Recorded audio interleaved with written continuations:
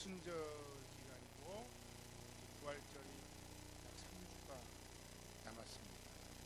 이 기간에 우리가 계속해서 예수님이 행하신 그 행적, 복음서를 읽고 복음서에서 행하신 일들과 말씀의 은혜를 나누는 것은 굉장히 의미 있는 일이라고 생각합니다. 오늘 우리가 함께 읽은 이 예수님의 비유는 또한 농부 비유입니다. 이 본문을 우리가 잘 이해하기 위해서는 이 본문에 앞서 있었던 사건을 우리가 이해할 필요가 있습니다. 예수님께서 예루살렘 성에 입성하시고 성전에 들어가신 장면이 오늘 우리가 함께 읽은 이 본문의 배경의 내용입니다. 예수님은 성전에 들어가시자마자 성전을 어지럽히는 수많은 사람들을 보셨습니다. 그리고 그들을 보시며 거룩한 분노를 발하셨습니다. 때는 6월절입니다. 이스라엘 민족의 최대 명절입니다. 6월절의 유래는 여러분 잘 아시겠지만 이스라엘 백성들이 애굽에서 탈출할 때 그 10가지 재앙의 마지막 재앙이 바로 무엇이었는가 하면 죽음의 천사가 모든 그 애굽의 그 초태생을 비롯한 짐승과 사람의 천사를 다 데리고 가는 그런 재앙의 역사 가운데 어떻게 해서 하나님께서 이스라엘 백성들을 구원하시고 건졌습니까?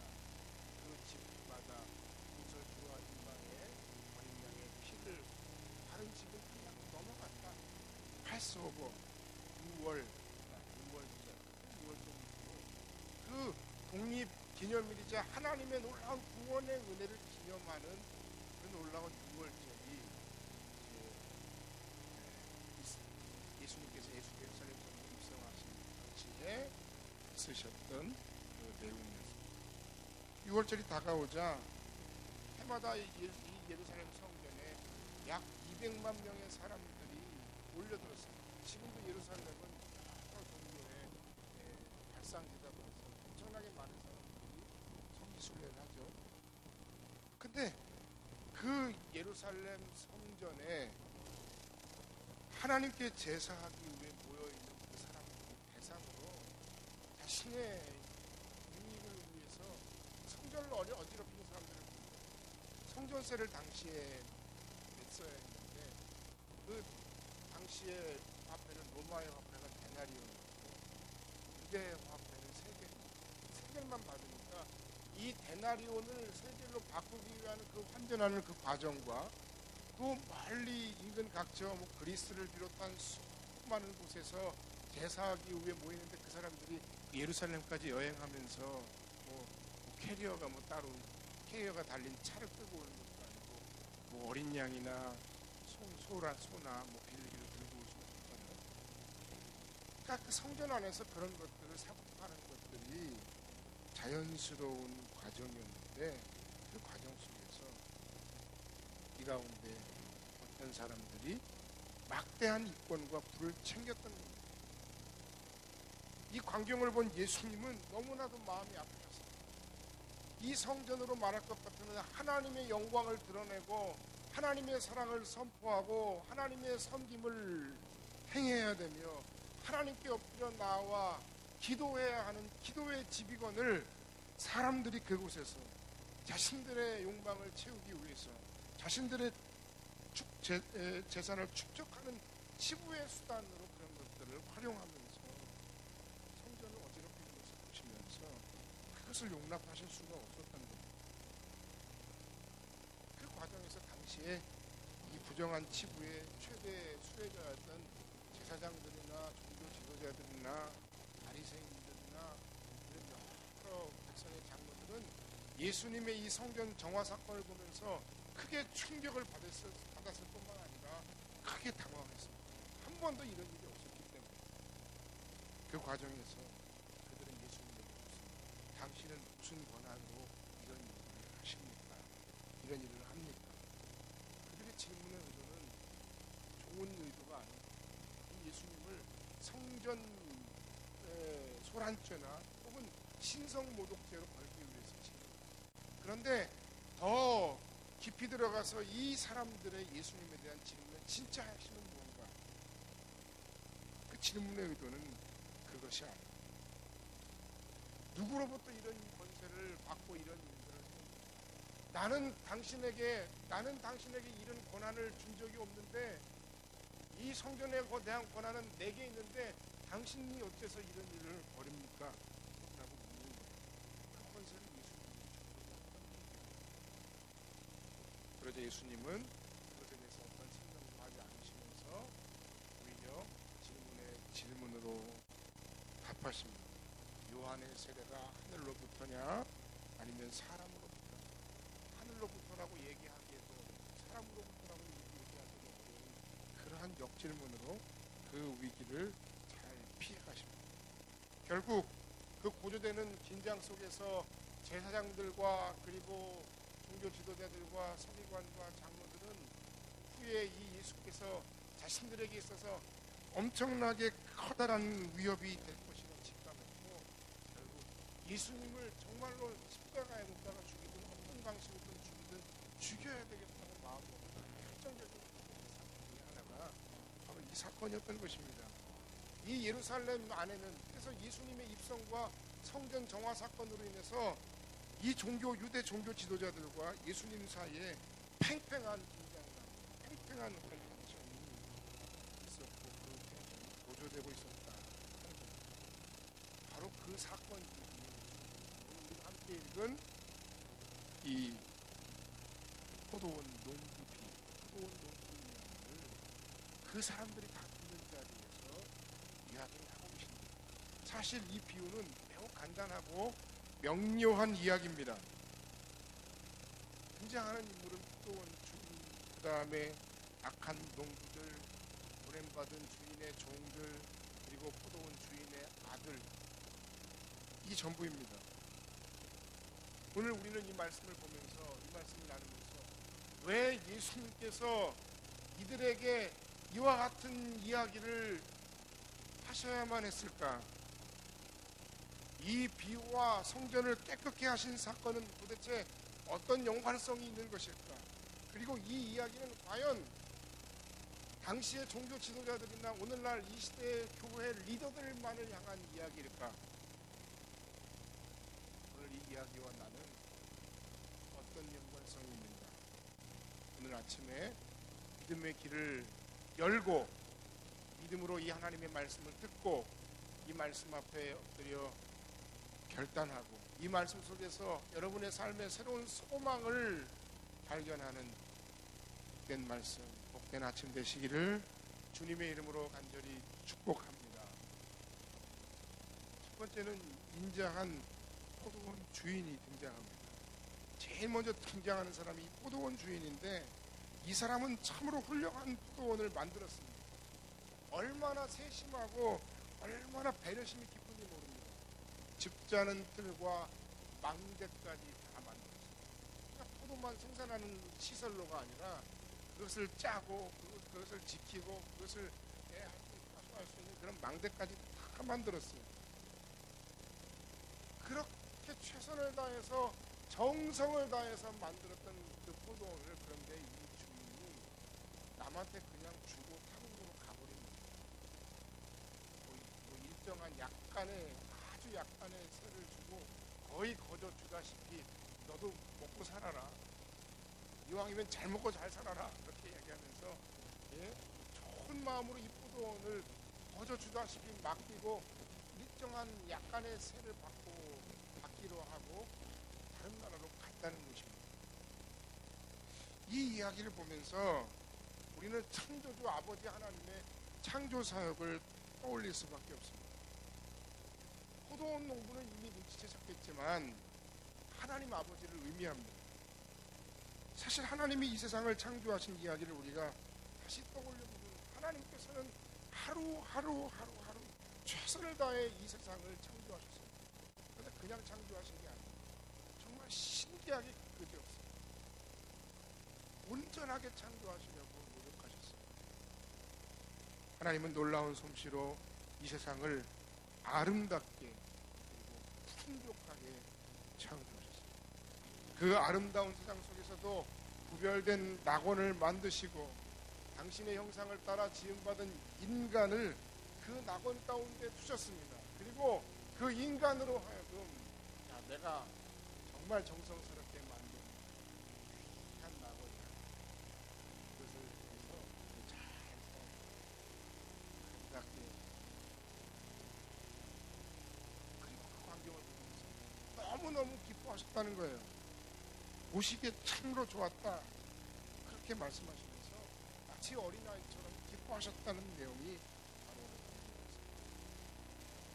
그리고 창세기 창조사의 가운데 이 세상을 살아가는 모든 사람들을 향하신 하나님의 사랑과 은혜의 베푸심은 너무나도 놀랍고 세밀하고 완전하십니다. 오늘 아침에 인생의 여러 가지 쓴맛 혹은 여러 가지 힘든 일, 가슴 아픈 일, 답답한 일로 나오신 모든 분들마다 이 긍휼에 풍성하신 이 인자하신 포도원 주인과 같으신 창조주 아버지 하나님을 떠올리시고 그 하나님의 사랑을 묵상하는 아침이 되시길 주의 이름으로 간절히 축원합니다. 그 하나님의 사랑 속에 깊이 잠기고 그리고 그 하나님의 풍성한 사랑의 품에 안기는 복된 아침이 되시기를 주님의 이름으로 간절히 축원합니다. 그 다음 이야기는 그런데 그 좋은 포도원을 만들어 놓고 그 포도원을 농부들에게 위임하고 떠났는데 그 농부들이 악한 농부들이었다. 악한 농부들의 배신의 이야기가 그 다음에 나옵니다. 오늘 본문 비유 속에 등장하는 이 농부들은 좋은 포도원을 누리고 그것을 자신의 것으로 삼고 싶었습니다. 야, 좋다. 너무 감사하다. 너무 기쁘다. 그런데 그 마음이 그 생각이 무엇이죠? 어떻게 된 일이 됐을까요? 이거 원래 내 거 아니었나? 내 거였으면 참 좋겠는데. 내 거였던 것 같아. 아니, 내 거 맞아. 마치 리플리 중인 걸로 알고 자기가 거짓말을 하면서 거짓말. 주인이 오늘 농부들에게 세를 요구했던 것은 주인이 돈이 없어서가 아니었습니다. 그것은 이 포도원의 진정한 주인이 누구인지를 분명하게 하기 위함이었습니다. 참 좋은 것을 주었으니 이 포도원의 진짜 주인이 누구인지 늘 기억하라는 의미입니다. 그리고 뿐만 아니라 그렇기 때문에 네 것이 아니니까 네 것이라고 생각하고 너 혼자만을 위해 탐욕과 야망과 욕망에 빠져서 욕심을 부리며 살지 말고 제발 사이좋게 살아라. 제발 상생하며 살아라. 제발 서로서로를 이해하고 배려하고 아끼면서 살아라. 그렇게 같이 잘 살아보라고 말씀하시고 바꾸셨던 거예요. 그것이 주님의 의도였습니다. 하지만 농부들은 싫었어요. 그래서 자신의 것으로 만들기로 했어요. 그들은 주인의 권리를 무시하기 시작했어요. 주인의 권리에 대한 청구를 무시하기 시작했습니다. 주인이 보내는 종들을 무시하기 시작했습니다. 심지어 그 주인이 종들을 보낼 때마다 그들을 핍박하고 그들을 멸시하고 무시하고 심지어 종들을 죽이고 죽여서 버리기까지 했다는 거예요. 모든 죄악의 한가운데는 그들의 마음속에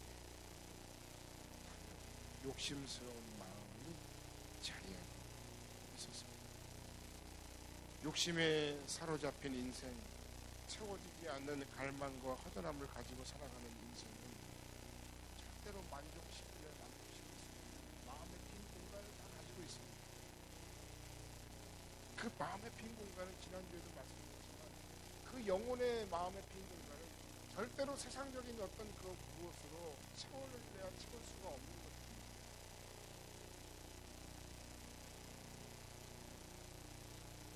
그것을 채우려고 욕심을 부리고 그것을 그 주인의 것을 자기의 것으로 만들려고 욕심을 부리고 그 남의 것을 자기의 것으로 만들려고 욕심을 부리다 보니까 인생은 자꾸 무리수를 두게 됩니다.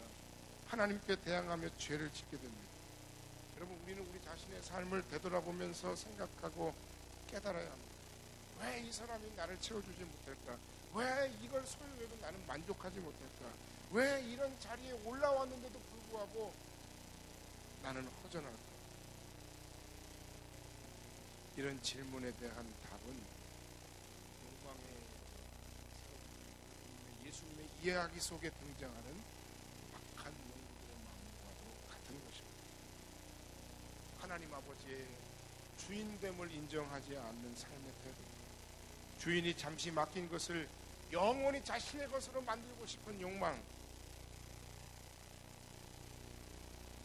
우리의 가정, 자녀, 물질, 명예, 재능 다 하나님께서 우리에게 잠시 맡겨주신 것인데 그것을 내가 영원히 내 것으로 삼으려고, 내가 어떻게 해보려고 집착하고, 사실 내가 할 수 있는 게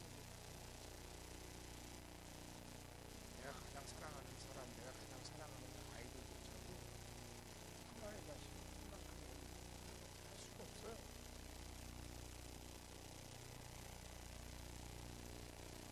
그토록 완전한 세상을 창조하시고 인간에게 선물로 주셨지만 인간 탐욕과 이기심으로 하나님이 주신 세상을 망치고 있습니다. 인간의 죄악으로 이 세상 자연 만물을 심하고 있습니다. 3초마다 한 명씩 생명을 잃고 있는 세상에 어린 생명들이 있습니다. 4살, 5살짜리 정말 겨우 걸음마를 떼고 아장아장 걷고 막 이쁜 말을 시작하는 그 어린 아이들이 하루 종일 벽돌을 만들고 하루 종일 카페트를 만들어도 아무리 열심히 수고하고 땀 흘리고 노력해도 자신의 죽은 배를 마음껏 배불리 채울 수 없는 것이 이 세상의 비참한, 누가 이런 걸 만들었습니까? 이런 모습이 인간의 죄악의 결과입니다.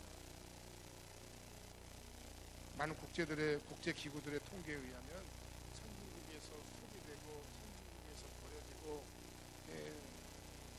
쓰레기통으로 직행하는 그 음식 쓰레기들만을 잘 활용해도 먹을 것이 없는 기아에 허덕이는 그 세상에 수많은 사람들의 문제를 충분히 해결하는다는 겁니다. 권력은 국민으로부터, 그렇게 정치가들이 국민들로부터 권력을 운용받았으면 착각해서 그 권력을 사유화하고, 원래 그 권력은 원래 자신의 것이었던 것처럼 착각하고 국민을 위한 정치를 하는 거, 자신이나 자신의 세력을 위해 정치를 하는 거예요. 누가 주인인지는 모르는 같은 태도 아니겠어요? 우리 안에 하나님이 없다는 사실, 내 안에 하나님이 계시는데 진짜 그 하나님이 내 인생과 삶의 진짜 주인이 아니시라는 사실, 그 사실을 깨닫고 시인하는 것입니다. 우리의 삶에 가장 중요한 질문이 무엇인지 돌아보고, 나는 주인의 것을 내 것으로 만들려고 주인을, 부러운 주인을 대신하는 악한 동기로 하는 사람은 아닙니다. 오늘 아침에 한 번 또 생각하는 아침이 되기를 바랍니다. 세 번째, 포도원 주인 아들의 죽음입니다. 포도원 주인은 이렇게 자신을 무시하고 계속해서 자신의 주인들을 때리고 심지어 죽이기까지 하는 그 광경을 보면서 계속해서 있는 것입니다. 그리고 우리가 보기에는 아주 비이성적인 결정을 하나 내리시는데, 그 결정이 무엇인가 하면 설마 내 아들까지야? 라고 하시면서 자기 아들을 보내기로 하시는 겁니다. 여러분, 이게 말이 되는 결정이라고 생각하십니까? 그 사나웠고 배신하는 그 사람들에게, 이미 수많은 종들을 학대하고 죽인 살인자들에게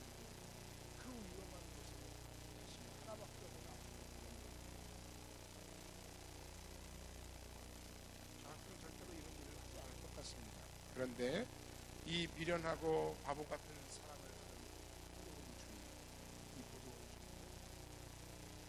주인을 당신에게 실천하십니다. 그리고 더 미련하고 바보 같은 사람이 있는데 오늘 본문에 등장하는 포도원 주인의 아들입니다. 결국 우리가 알고 있는 결과대로 큰 농부들은 주인의 아들마저 잡아 죽였다는 겁니다. 네 번째, 모퉁이의 머릿돌이 되신 예수. 오늘 이것이 오늘 이 이야기의 결론입니다. 예수님은 오늘 이 이야기를 듣고 있는 예루살렘의 수많은 종교 지도자들에게 말씀하십니다. 결국 이 이야기의 결론이 어떻게 났는가? 포도원 주인은 그 인내를 다하고 그 불의한 악한 농부들을 진멸하고 그리고 다른 사람들에게 이 포도원을 새롭게 관리인으로 맡기겠다라고 말씀하셨다는 겁니다. 여러분, 우리가 기억해야 될 것이 있습니다. 예수 그리스도께서는 6월절 어린 양으로서 우리의 모든 죄를 대신 지시고 십자가에 달려 죽으셨습니다. 대속의 사역은 하나님의 사랑의 확증이며 그 사랑의 완성입니다. 그런데 놓치지 말아야 할 부분이 있습니다. 그것이 무엇인가 하면 그 하나님의 사랑을 끝까지 받아들이지 않고 그 하나님의 사랑을 거부한 사람들에게 있어서 그 하나님의 사랑은 새로운 심판의 시작점이라는 사실입니다. 주인의 주인됨을 거부하고 아들마저 잡아 죽인 농부들의 최후. 이미 말씀드린 포도원 주인은 그 악한 농부들을 다 진멸하고 포도원을 새로운 사람들에게 맡깁니다.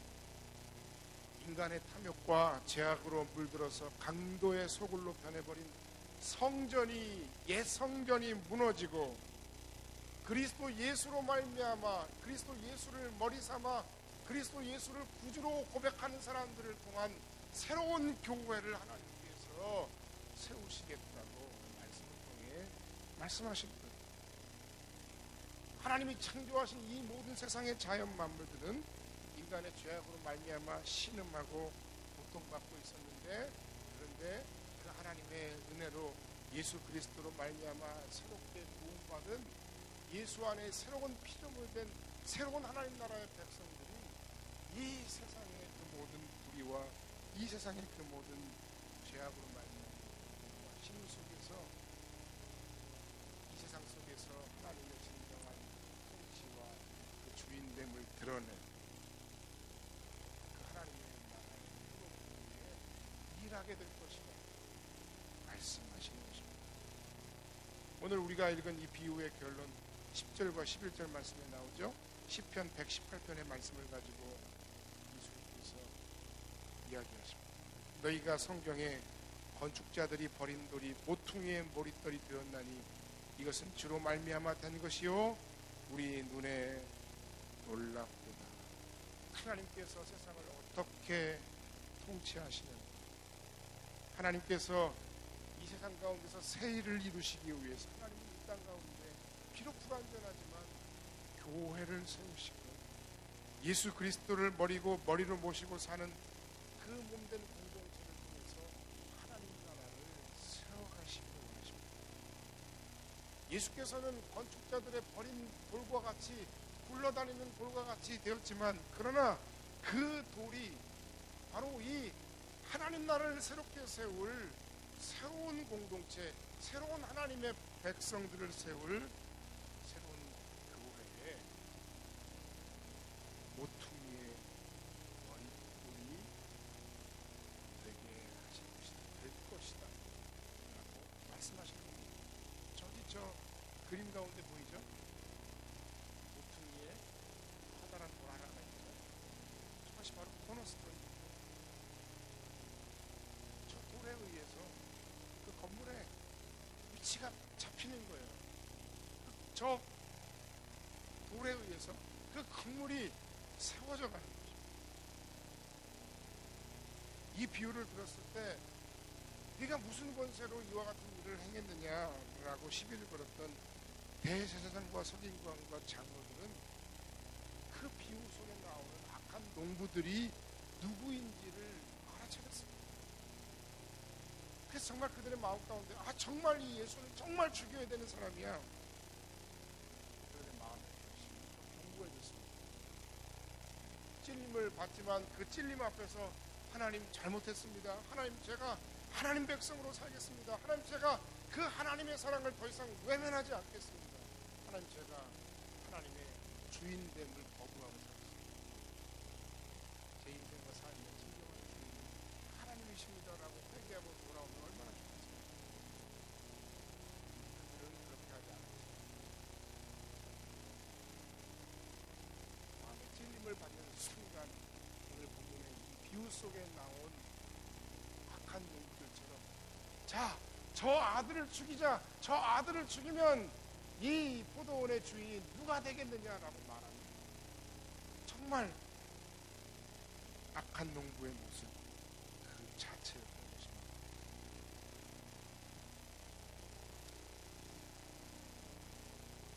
결론의 말씀을 드리고 말씀드리겠습니다.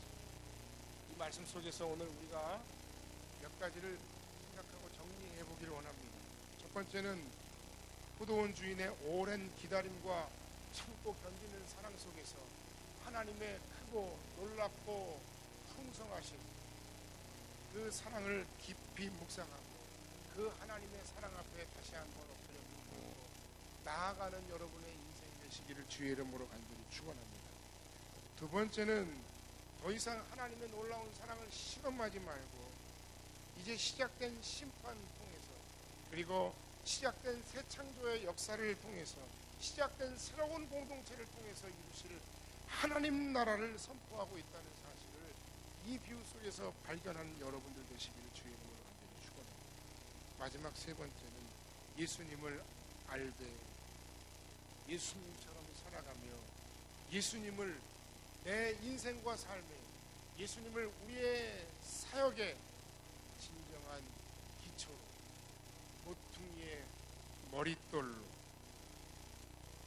세워가지고 저와 여러분 성문교회 공동체가 되어지기를 주의 이름으로 간절히 축원합니다.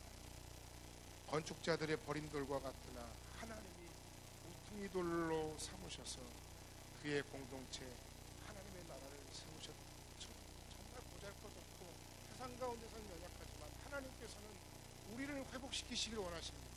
하나님께서는 예수 그리스도를 통해서 우리의 인생과 가정과 삶을 회복시키기를 원하십니다. 하나님께서는 예수 그리스도를 이 교회 공동체의 진정한 모퉁이돌로 삼으시기를 원하십니다. 예수 그리스도는 우리의 교회 공동체의 진정한 모퉁이돌로 삼고 그분을 우리의 인생과 사역과 모든 삶의 진정한 기초로 삼고 예수 그리스도를 우리의 사역과 삶의 동기로 삼을 때 하나님께서는 우리를 통해서 정말 놀라운 역사를 이루어주실 겁니다. 저는 말씀을 정리하고 묵상하면서 그런 생각을 했습니다. 이 비유를 통해서 하나님께서 우리에게 주께서 우리에게 말씀하시고 교훈하시는 바가 그 결정적인 질문 가운데 나는 과연 준비가 되어 있는가? 우리는 과연 하나님 나라를 위해 일할 준비, 하나님 나라를 위해 헌신하고 우리의 모든 것을 다 바칠 준비가 되어 있는가?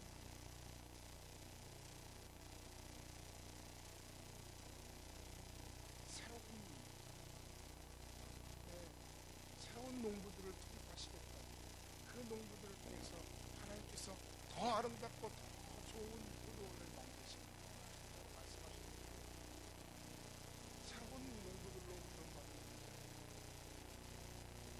그 사역을 감당하기 위해서 정말 예수 그리스도가 우리의 인생과 우리의 사역과 우리의 공동체의 진정한 머릿돌이 되셔야 합니다. 예수 그리스도가 내 삶의 진정한 기초가 되길 바랍니다. 교회가 모퉁이 돌이 예수 그리스도를 아름답게 세우는 복된 하나님 나라의 쓰임받는 공동체가 되겠습니다.